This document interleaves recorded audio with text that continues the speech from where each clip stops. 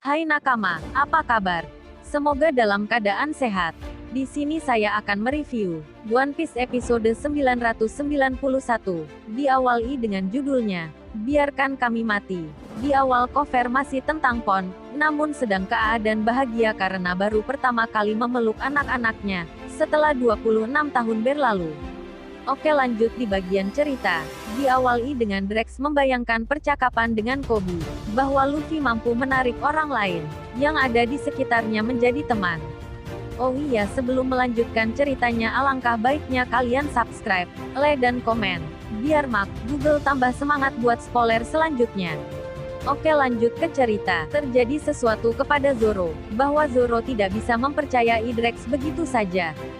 Dan hal itu juga didukung oleh Jinbe, yang langsung memperingatkan Drax, bahwa ada aturan yang tidak tertulis, bahkan di dunia bajak laut sekalipun, orang yang berpaling begitu mudah. Namun Luffy malah berkata, oh tidak apa-apa, kita bisa tarung bersama. Kemudian Zoro dan Jinbe langsung mengatakan, tutup mulutmu, Kapten Koplak. Lalu scene berganti ke panel yang lain. Di sini ada PX1, yang sudah bertransformasi menjadi mode Zoan-nya, langsung menyerang para samurai. Selanjutnya Usopp melancarkan serangan Chidori, Boxy, Bokuro, Hasuso. Dan serangan itu berhasil mengenai PX1. Lalu Ulti mencari siapa yang menyerang adiknya, tapi dia malah melihat Nami. Kemudian Nami mengatakan, aku Nami, aku suka menyingkirkan kadal sepertimu. Namun ternyata bukan Nami yang berbicara, tapi Usopp yang ada di belakangnya. Dia yang mengatakan itu kepada Ulti.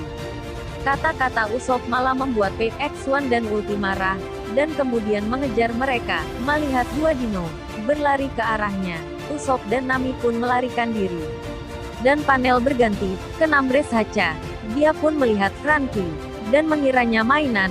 Iya, memang Franky di sini seperti mainan bagi para Nambres. Kemudian Jinbe menyuruh Franky memancing para Nambres menjauh, dan secara tidak langsung untuk membantu para samurai. Selanjutnya Apo berusaha memanggil Nambres yang lain, tapi Zoro dan X-Drax langsung menyerang Apo.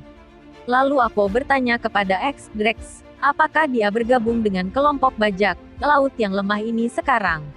Mendengar kata-kata Apo yang begitu pedas, Zoro pun langsung marah. Di sisi lain X-Drax pun juga tidak suka kepada Apo. Dan akhirnya Zoro dan X-Drax bekerja sama untuk menendak pantat Apo.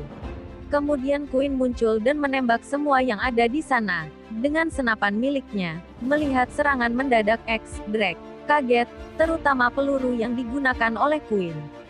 Dan panel berganti di atas tengkorak Onigashima. Ternyata di sini para anak buah Kaido dan Nambres Nagi telah dikalahkan. Bahkan Jack telah jatuh ke tanah dengan luka yang begitu parah, hingga salah satu gadingnya patah. Namun Jack bukan berarti kalah, karena Jack telah menghajar sebagian para sulong. Nih, Kaido melihat hal ini, sepertinya Kaido sendiri yang akan turun tangan. Kemudian Jack merasa lemah karena sudah dikalahkan oleh suku Ming, dan Jack pun meminta maaf ke Kaido.